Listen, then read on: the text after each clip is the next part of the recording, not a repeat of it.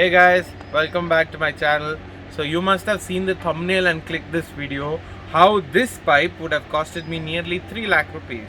Okay, so what pipe this is and how this affects my cruise, I'll tell you guys in a minute. But before that, I want to tell you, every cruise owner watching this, watch till the end, because I'm going to show you two most important things in this car which normal people don't tell you. So even I found out when I was getting this replaced. So stay till the end, this is going to benefit you a lot. So yeah, let's continue with the video.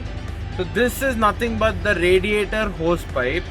So this comes with a clamp that actually fits inside the bonnet. I'll show you guys.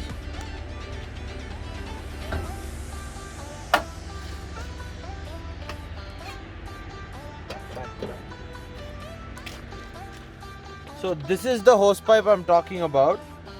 Now you can see I've replaced it. I will put some shots while I am showing this to you.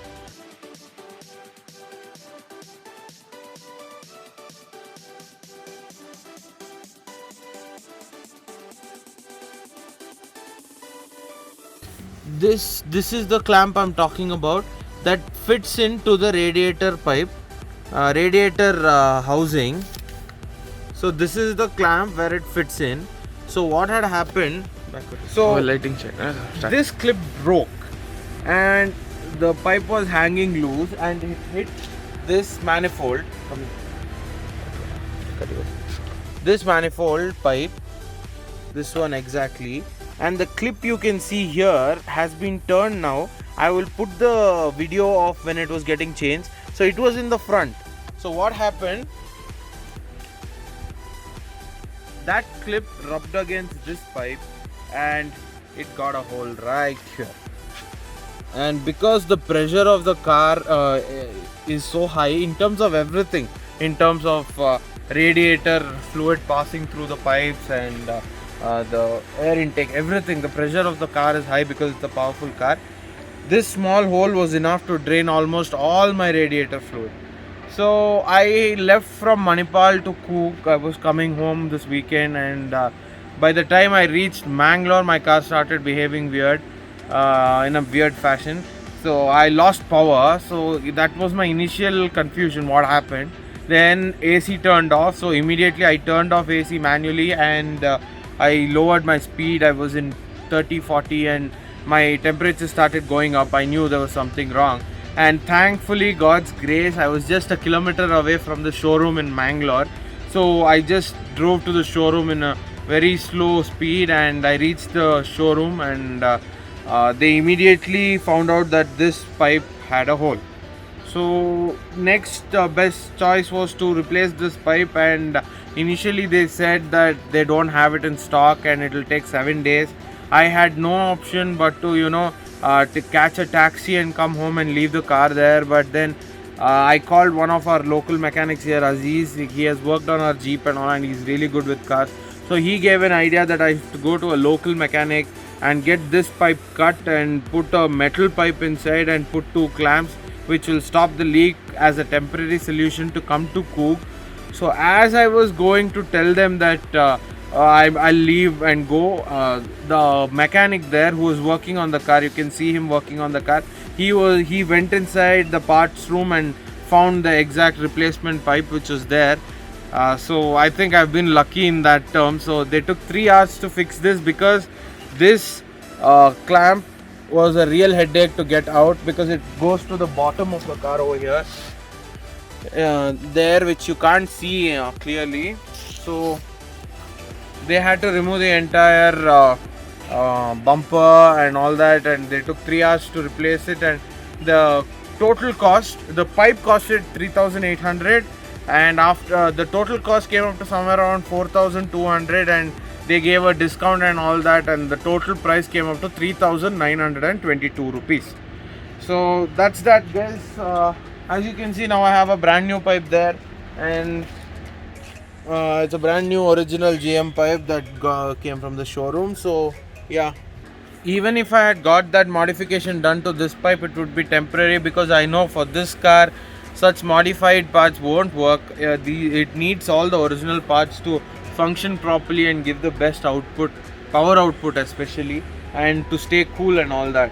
So, and I'd also advise anybody traveling on a long distance, long journey, whatever you guys are planning, do check your radiator fluid and do check your oil every time you leave, because if there is a breakdown midway, it will be a problem. And I swear, if I had continued driving without noticing my heat gauge hadn't even increased, and uh, as I was about to reach the showroom, it became normal. So if I had thought that okay, it was a malfunction and continued driving, my engine would have gotten seized for sure. So I did not take the risk. I just went, and thank God we found the problem. And yeah, so they had there was a lot of coolant that came out while replacing this pipe.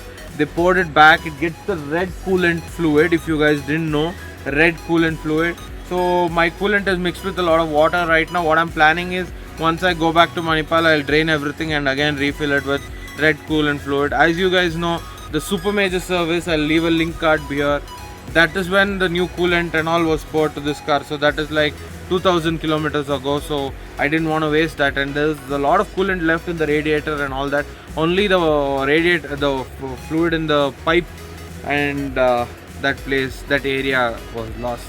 So yeah, it doesn't make a lot of difference, but yeah, just in case, I'll pour 1 liter of red fluid to make everything fine again.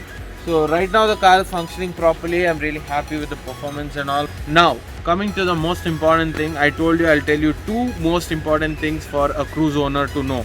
This you won't hear it anywhere, because I didn't hear it anywhere. I watched several videos as well. So let me show you, and without wasting any time, come with me. So as and when they were removing the bumper, they found that this thing was missing. So they checked inside and it was fallen inside. So the technician then told me that this is the ambient sensor. See clearly guys, it's in the fog lamp hole to your left side. So if you have a 2010, 11, 12 model Cruise, it should be here. I don't know about the facelift version. You can check it with your service technician or anyone where the ambient sensor comes. So what does the ambient sensor do? Why is it so important and why should you know it? I'll tell you. The ambient sensor tells you the temperature of the outside world. So whatever the weather is, like if you it's 32 degrees Celsius or it's 19 degree, 21 degree, whatever it is, that is shown inside the cluster. I mean, you have the small display. I have the Android display, so it shows there, and you have that small display. If you have the normal OEM display, it shows there. But why is it so important? Why do you want to know the temperature of the outside world? No, it's not only for the temperature. That sensor makes sure there is enough cooling inside the car. I'm talking about the AC. Yes, if this temperature is not right, the cooling inside the car isn't sufficient. And what had happened in my case was that the sensor was pointing towards the engine, and my car used to show engine temperature. And I used to think, why is it showing this? I think this the sensor is conked, and I didn't give much attention. But my AC wasn't cooling properly, and I had noticed this. But I used to think that outside it's so hot because Manipal is very hot, and I used to think because I don't have a cooling paper, the car is getting hot, and I have black seat covers. So I thought that is the reason the car is getting hot. But after they fixed this temperature thing, we are getting frozen inside the car. I'm not even kidding. The cooling has improved drastically, and the technician shared that one of the cars had come with a cooling problem, and they changed everything possible, and still they had the cooling problem. And then they realized that that car was missing this small ambient sensor. So guys, if you have a Cruise and your AC is not cooling well and your compressor seems to be working properly, you have AC gas but you're not understanding why this car is not giving adequate AC performance, go check for that little monster. I hope this information helps you. The second most important thing I'm going to tell you guys is, if you have a Cruise like me, 2010, 11, 12, anything with a keyless entry, the top end version, and the battery of the key is dead. Now I have just removed my battery because this is fairly new, because I keep changing the batteries because the sensor needs to work for the request sensor, door sensor that you come and pull and open. So that needs to work. So that's why I have removed it. Now if you go and open the car, it's going to beep. The horn is going to beep. That just happened right now. So I know that. I have kept the car unlocked. So if there is this battery but almost dead, there will be the sensor that will work, but the unlock and lock buttons won't work. So you'll be able to unlock the car using the key manually. But once you do that, so you have the key. There is no place to put it inside the car to start the car. So if you guys know this, you're gonna feel this very lame, okay? So don't judge me on that. You can just skip past ahead. But if you guys don't know how to start a car, Cruise, that doesn't have a keyhole, I will tell you guys. Come inside. So as you guys can see, there is a place to store things here in the middle. I have put this mat. You see, there is a hole there. That hole that looks like nothing much, but it's a very, very important place in this car. You put the key inside and you press the clutch. And the car starts without the battery. If I try this without the battery, it won't work. Otherwise, I will show you guys that one as well. So the car is off now, as you guys can see. The key is out from that hole. Key doesn't have a battery. I'm trying to start the car, clutch pressed. Nothing works. It says code 91. Code 91 means that the key is not found in the car. So this is a magic place if you don't have any battery left in the car. So always remember guys, if you're stuck with no battery in the car and you don't know how to start this vehicle, hope this video helps you and you're able to reach to the nearest watch shop or whatever shop that you get this battery in. And the battery that goes into this is a CR2032. I have a Panasonic, but you can get anything, Max Life or I think Duracell. I don't know if you get it, go for Duracell as well. This is also good, Panasonic.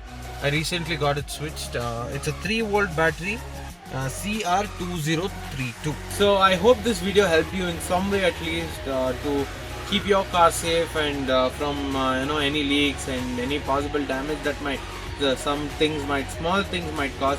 This small 3,800 rupee pipe, I'll show you guys. This small 3,800 rupee pipe would have costed me lakhs together to fix this car, and I think the car would have been total trash after that. So yeah, thankfully by God's grace it got saved and nothing really bad happened. And hope those 2 tips helped you a lot. If you have a Cruze and if you are facing this problem, do let me know in the comments below that it helped you if it did. So yeah, thank you guys for watching this video. Hope you guys enjoyed it. Stay tuned for more such content coming ahead. Bye bye.